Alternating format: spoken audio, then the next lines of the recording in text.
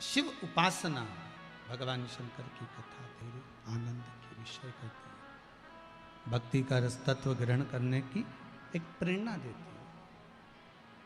शिव महापुराण में वर्णन आता है, महाराज भगवान शिव को एक बार क्रोध आ गया।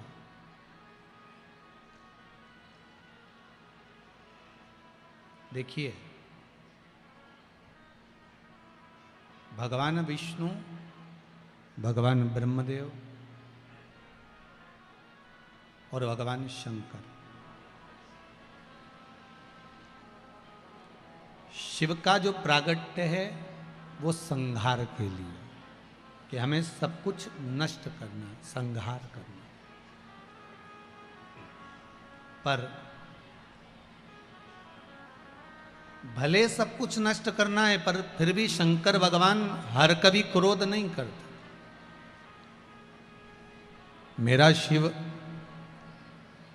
अगर ये जरूरी नहीं है कि आपको अगर कोई पद मिला है, आपको अगर कोई चीज मिली है तो आप उसका दुरुपयोग करो। शंकर भगवान रुद्र हैं, पर यह जरूरी नहीं है कि वो बार बार क्रोध करें, बार बार क्रोधित हों। ये शिव जी नहीं जानते।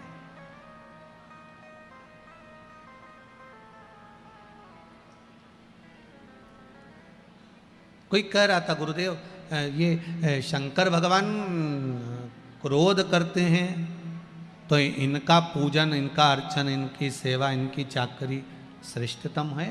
क्यों नहीं है?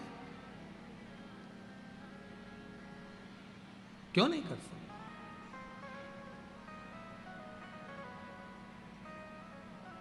शिव क्रोध करते हैं, मना नहीं है, पर कब करना है, किस जगह पर करना है, किस स्थान पर करना है, ये शंकर अच्छी तरह से जानते।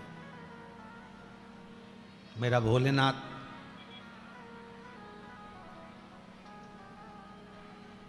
किस जगह पर कितना क्रोध करना है। देखो, एक माता पिता अगर बच्चे पर बार बार क्रोध करेंगे तो बच्चा आपका कहना मानेगा क्या? जरा जम के बोलिए, मानेगा क्या? एक बहू को बार बार टॉर्चर करोगे, बार बार बोलोगे तो बहू आपकी कहना मानेगी क्या? नहीं। बेटा आपका कहना मानेगा क्या? नहीं। आप बार बार क्रोध करोगे तो नहीं मानेगा। हाँ, उस क्रोध को बचा कर रखो, जब जरूरत हो उस समय पर आप बोलोगे तो उसको स्वीकार करेगा।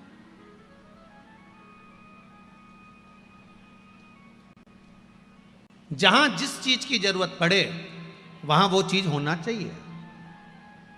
हम पहले एक बात कहे थे आपको कि तीर्थ करने पहले के लोग जाते थे तो साथ में बर्तन, चावल, गेहूं, आटा, थोड़ा सत्तू, थोड़ा सामान बना कर ले जाते थे। आज के ज़माने में कोई बना कर ले जाता है क्या? आज के ज़माने में कोई बर्तन लेकर जाता है क्या?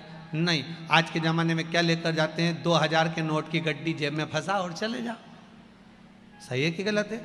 बस कड़कता हुआ नोट जेब में होना तो गर्म पानी भी मिलेगा, कड़कता हुआ जेब में नोट होगा तो फिर तुमको भोजन भी मिलेगा, जो चाहो।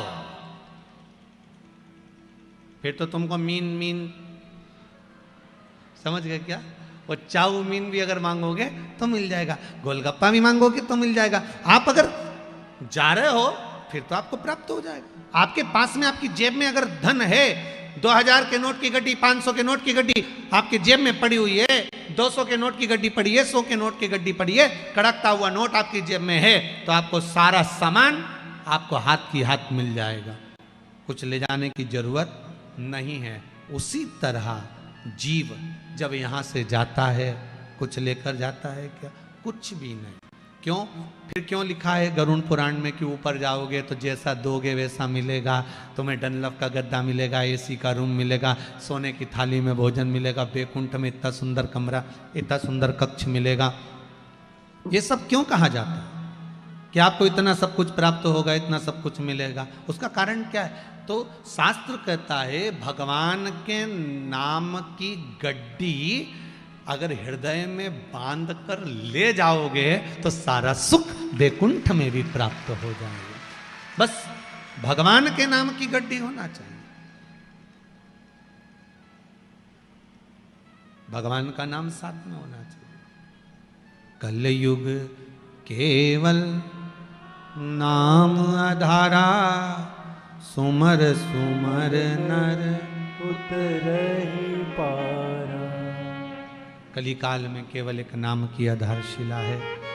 भगवान के नाम को आधार बनाकर जो भगवान की अविरल भक्ति में डूबता है उसकी नैया पार। क्रोध करो, मना नहीं है, पर जरा जर्सी बात में क्रोध करो, ये कहां की बात है? पत्नी और पति दोनों के क्रोध में एक अंतर है। क्या अंतर है पत्नी और पति के क्रोध में? जम के बोलो, जरा किसी को मालूम हो तो जरूर बताना।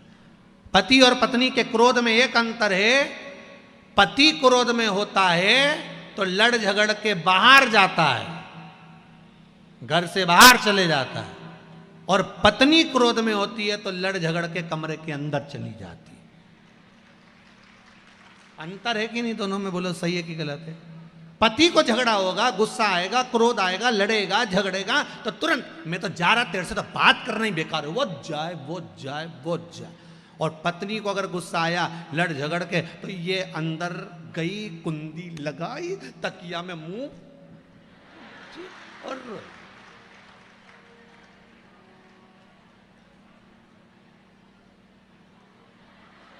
सही है कि गलत है? अरे बोलो तो सही। कभी तुमने किसी की लड़ाई में देखा कि पति अंदर घर में गया और पत्नी बाहर गया? वो नहीं जाया। वो पत्नी इतनी विचित्र हो, और महाराज धर्म पत्नी है, वो फर्ज अदा करती है। कितना भी झगड़ा हो जाए, कितनी भी लड़ाई हो जाए, वो के मैं तो नहीं जाऊंगी, जा घर से कमरा के अंदर चली जाए ने, तकिया में मुंडा रख के फिर बिनकती फिरे, रोती फिरे, कोसे किसको? जिसने बीच में रहकर शादी कराई थी। बाकी क्या किसी को थोड़ी ना कोसे, बताओ वो उसको ही कोसे। तो तुम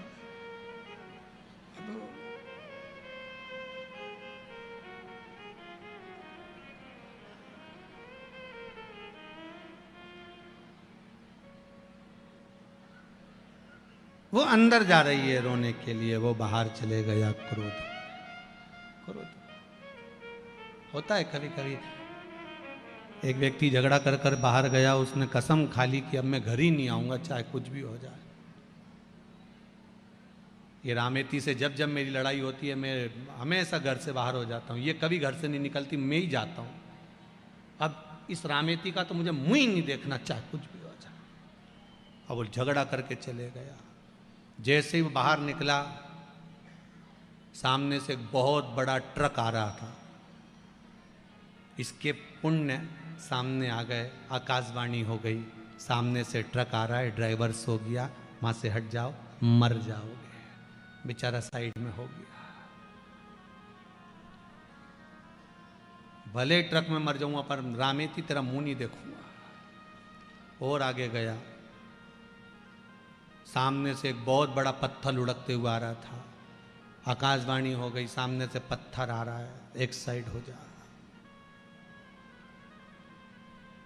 फिर और आगे बढ़ा, एक बस में चढ़ने लगा। आकाशवाणी में मत चढ़ना, इस बस का आगे जाके एक्सीडेंट होने वाला है। अब ये गुस्से में लाल हो गया। तू है कौन जो इतना ज्ञान दे रहा है? बस में चढ़ने के लिए बोल रहा है मत चढ़। जब घोड़ी पे चढ़ा था जब नहीं बोला कि मत चढ़? उसी दिन बोल देता, नहीं चढ़ता मैं एक बार भी। इतना में रामेती ने अपने छोरा उनको बोला, जरा थारा फिर पिताजी के देखिए, रे सुबह से रोटी वोटी नहीं खाई हो। तो मालूम पड़ा कि वो तो दरवाजे पे ही भैंस की पूंछ पकड़ के चिल्ला चोट कर रहा, नहीं जाऊंगा नहीं जाऊंगा। भैंस आगे बढ़ती जाए, ये भैंस की पूंछ पकड़ के पीछे हटते जा, नहीं जाऊंगा। इतने में रामेती बाहर आके बोली, क्यों चिल्ला चोट कर रहे हो? वो तो आ नहीं रहा था, भैंस लिया ही जबरदस्ती की। नहीं तो मैं कहीं आ रहा था, वो तो भैंस मुझे पकड़ के लिया। अब जैसे भैंस ने इससे कहा था कि चल,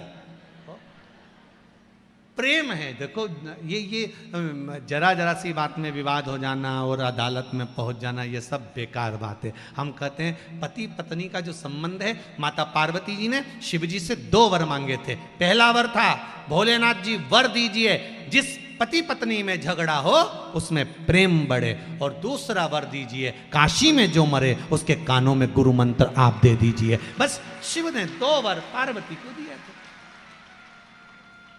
माता पार्वती को शंकर भगवान ने 2 वर दिए थे, पति पत्नी में झगड़ा होगा आपस में प्रेम बढ़ेगा। आज भी पति पत्नी में झगड़ा होता है, दोनों में प्रेम बढ़ता है। कितना भी झगड़ा कर ले, आखिरी में पति घर आकर पूछता जरूर है, क्यों तेरी मम्मी कहां गई?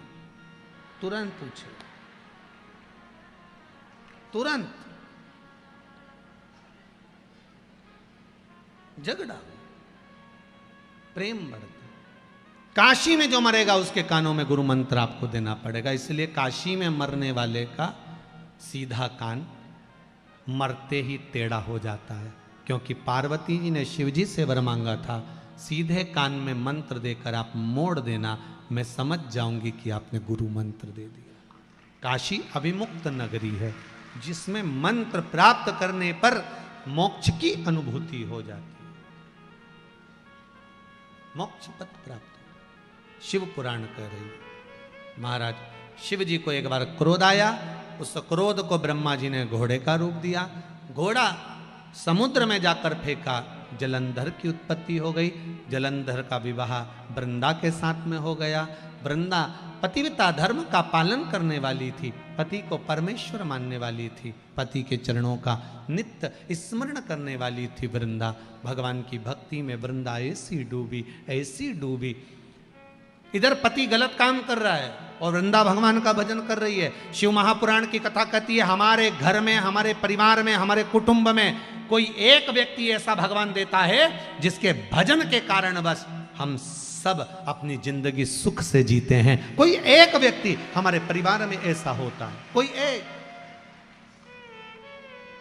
आप इस अभिमान में मत रहना कि आपका दिया खा रहा है, नहीं नहीं, परिवार में जरूर कोई ऐसा व्यक्ति होगा जिसकी भगवान उसकी कृपा का हमको दे रहा है। सबको धन्यवाद देते रहा करो, जब मर्जी मिले तब। बेटी अपने भाग्य का, बेटा अपने भाग्य का, माँ अपने भाग्य का, पति अपने भाग्य का, पत्नी अपने भाग्य का। कोई किसी का नहीं खाता, सब अपने भाग्य का खाता। और जितना जहां का जिस भूमि का लिखा होता है खाना, व्यक्ति वहीं का खाता है। बहुत ध्यान देना महाराज, जिस भूमि का लिखा हुआ, आपको जहां जिस जगह का लिखा होगा कि आपको यहां का भोजन करना है। गए थे किसी के यहां शादी में, कई बार शादी में भी खाना खाकर नहीं आते, दूसरी जगह खाना पड़ता। मामा जी के यहाँ चले गए, मौसी जी के यहाँ चले गए। क्यों? तुम तो शादी में वहां गए थे, माँ का खाना नहीं लिखा था, माँ का अन्न नहीं लिखा था, आप दूसरी जगह पर जाकर खा लेते। मां का नहीं लिखा। शिव भक्ति प्रबल भक्ति। महाराज वृंदा का सातित्व बड़ा प्रबल था, जिससे जलंधर बच जाता था। अब की बार भगवान नारायण ने भगवान शिव जी से कहा, भोलेनाथ इस जलंधर को मार दीजिए। शंकर भगवान करे जलंधर को मारने में मैं देरी नहीं करूंगा, पर वृंदा का सातित्व भी तो डिगाना पड़ेगा। एक सातित्ववान पतिव्रता धर्म का पालन करने वाली नारी, पति को परमेश्वर मानने वाली नारी, उसका सातित्व डिगा देना कोई सरल बात है क्या? बहुत कठिन बात, बहुत कठिन बात।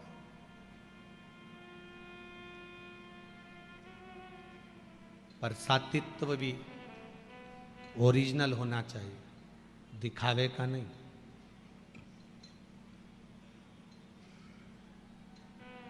आज के जमाने में तो सातित्वता का भी दिखावा होता है।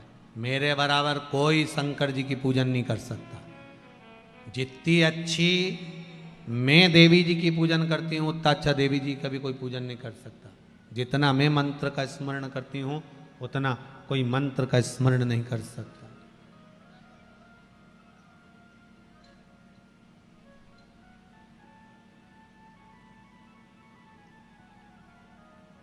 कितना अंदाजा लगाते हैं लोग बाग, तो कई कई बार तो शादी में अंदाजा लगा लेते हैं, मेहंदी अच्छी रची मतलब ई के चाहने वाला बड़ा अच्छा।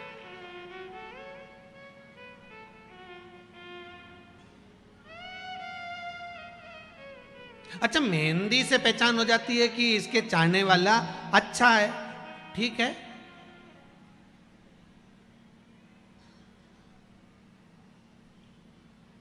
भगवान चाहे वो कौन सी मेहंदी रचाए कि मालूम पड़ जाए कि इसको भगवान बहुत चाहता है, वो मेहंदी कौन सी है। भागवत जी में लोग गाते हैं,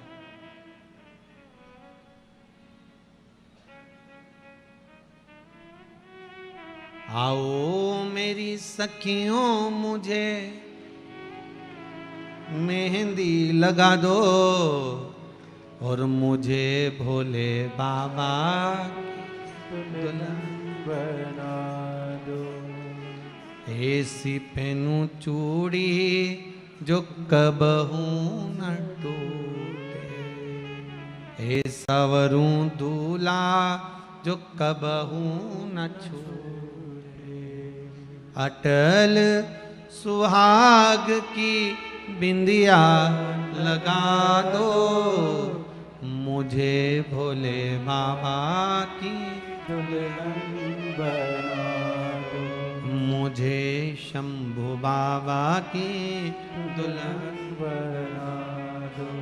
वो मेहंदी कौन सी है जिसको रचा तो लगे कि भगवान हमको ज्यादा चाहता है, वो कैसी मेहंदी। कहा वो मेहंदी नहीं है, वो आपका विश्वास है। पहले आपके साथ में भी ऐसा होता होगा, जितने बैठे हो ना सबके साथ ऐसा हुआ है। आपके घर में परिवार में माता हो, पिता हो, पत्नी हो, पति हो, बच्चे हो, कई बार कह देते हैं पापा ये ऐसा मत करो, ये गलत हो जाएगा। कई बार माँ कह देती बेटा ये तू ऐसा काम कर ले, हो जाएगा। कई बार पत्नी कह देती सुनो आज मेरा मन कर रहा है कि आप ये काम करोगे ना तो हो जाएगा, और वो हो जाता है। माँ ने कहा, कई बार लोग कहते हैं हमारी माता के वचन बिल्कुल सत्य होते हैं, कई कहते हैं हमारे पिता के वचन बिल्कुल सत्य होते हैं, कोई कहते हैं मेरी पत्नी ने जो बोला बिल्कुल सही बोला, कोई कहती मेरा पति बोलता है बिल्कुल सत्य बोलता है, कई बार मेरी बेटी बोलती है सत्य बोलती है। कारण क्या है? मतलब आपके हृदय में शंकर के चरणारविंद की मेहंदी रच चुकी है, इसलिए आपकी वाणी सत्य बोल रही है। वो मेहंदी रच चुकी है, इसलिए वाणी सत्यता की निकल।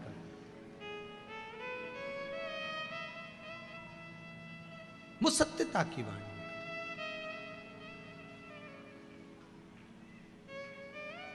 महाराज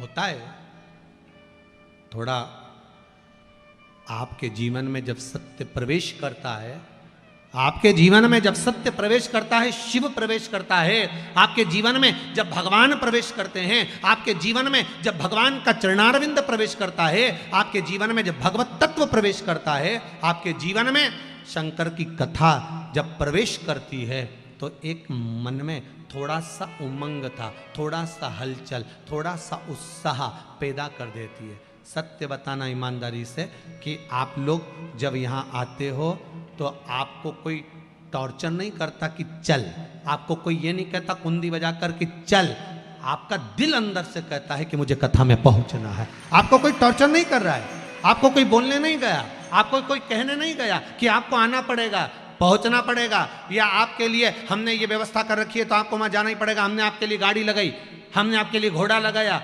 आज के ज़माने में तो लोग बुलाने के लिए गाड़ियां लगाते हैं, बस लगाते हैं, ऑटो लगाते हैं कि वहां से इतनों को लेकर आओ, वहां से इतनों को लेकर आओ और कथा का पंडाल भर दो।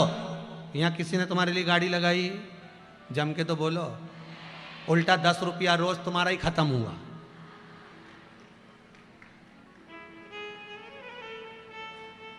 किसी ने गाड़ी लगाई? नहीं। किसी ने बस लगाई? नहीं। कोई ने जाकर कहा? नहीं, कोई नहीं कहा। केवल इस व्यासपीठ से, सीहोर से यह जरूर कहा गया था कि इंदौर में कनकेश्वरी गरबा ग्राउंड में कथा है, और आपने सुना और बाबा की कृपा से आप यहाँ पर। श्री रमेश मेंदोला मित्र मंडली कथा करवा रही है, भाव प्रकट हुआ।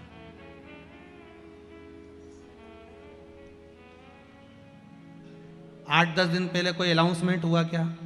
जम के बोलो। 10 दिन पहले कोई बैनर लगा क्या? नहीं, कुछ नहीं, क्योंकि बैनर लगाने की जरूरत नहीं है।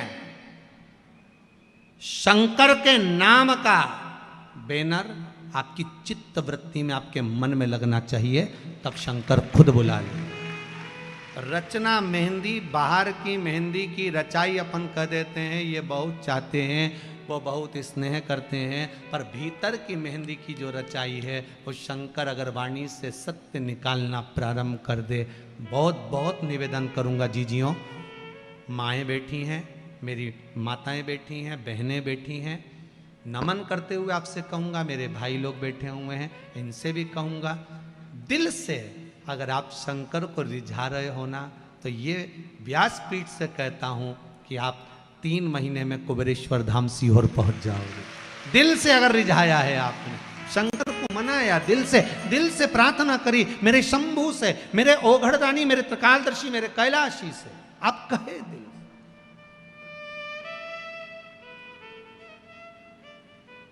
बुरी चाहे शंभो शरणे मांगू घड़ी रे, दुख दया करी ने दर्शन। बाबा बस जीवन के सारे दुख, रोग, बीमारी, तकलीफ, सब कष्ट दूर हो।